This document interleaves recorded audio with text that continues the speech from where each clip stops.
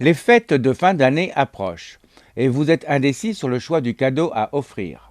N'hésitez plus, pensez aux fleurs, un cadeau qui fera toujours plaisir, aux couleurs chatoyantes et à un prix très abordable. Rendez-vous chez Jolie Rose à Gétigné. C'est vraiment quelque chose de sympa. En plus, ça va mettre de la lumière en fait sur votre table. Donc c'est quelque chose d'agréable. Et puis en fait, ça fait toujours plaisir tout au long de l'année. Donc il n'y a pas que pour Noël. Non, c'est toute l'année. On achète des fleurs vraiment pour toutes les occasions. Ça va être les anniversaires, la fête, juste pour le faire plaisir. Donc c'est ça qui est agréable. Alors justement, une fleur fait toujours plaisir. On se demande un peu pourquoi. Simplement parce qu'au moins d'une, c'est quelque chose qui touche les gens. C'est quelque chose que les gens ont, qui leur est agréable. Et puis, je sais pas, les gens, pour eux, c'est simple d'offrir une fleur.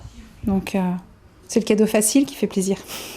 Pour fête de fin d'année, qu'est-ce que vous pouvez proposer? Qu'est-ce que les gens peuvent venir acheter chez vous pour offrir?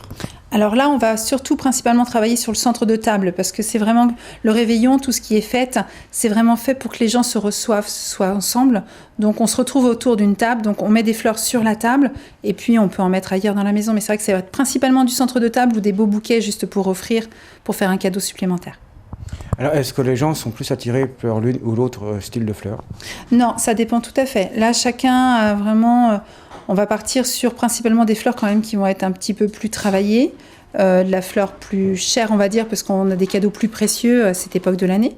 Mais sinon, non, il n'y a pas de préférence. Ça va dépendre des tonalités, en fait, de la décoration. Alors moi je ne connais pas beaucoup les fleurs. Est-ce que vous pouvez me renseigner lorsque je viens ici dans votre magasin? Oui, bien sûr. Moi, je suis là pour... De toute façon, c'est mon métier.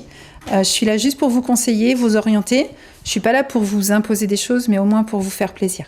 Alors moi, je peux vous conseiller sur ce que vous avez envie d'offrir, les couleurs que vous allez avoir envie de choisir.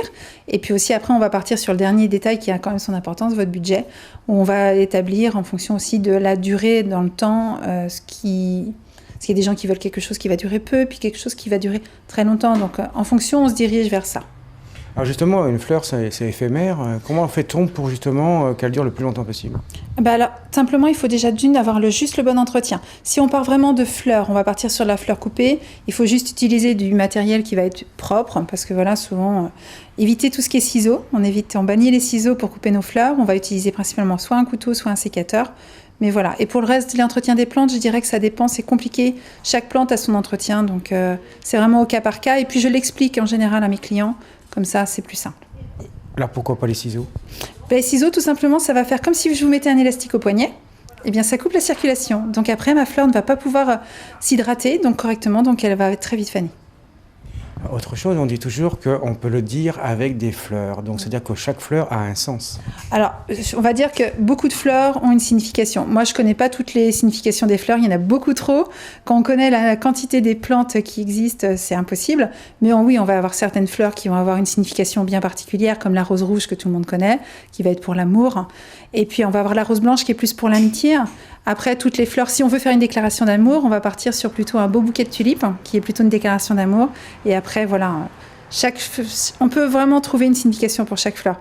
Alors, j'ai appris une chose, c'est que le lys, c'était un peu le préféré des hommes. Oui, les hommes ont beaucoup. Alors, pour s'offrir à eux-mêmes, ça m'arrive régulièrement, des hommes qui ont envie de s'offrir des fleurs. Donc, ils ont une préférence pour l'achat du lys, qui est une fleur tout simplement qui a une très belle symbolique puisque c'était la fleur des rois. Donc, on peut peut-être comprendre que les hommes ont une préférence pour cette fleur.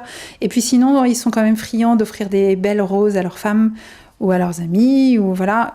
Donc, souvent, oui, on va partir sur le lys et après la rose. N'hésitez pas à passer la porte de la fleuriste Jolie Rose à Gétigné. Vous serez accueillis chaleureusement.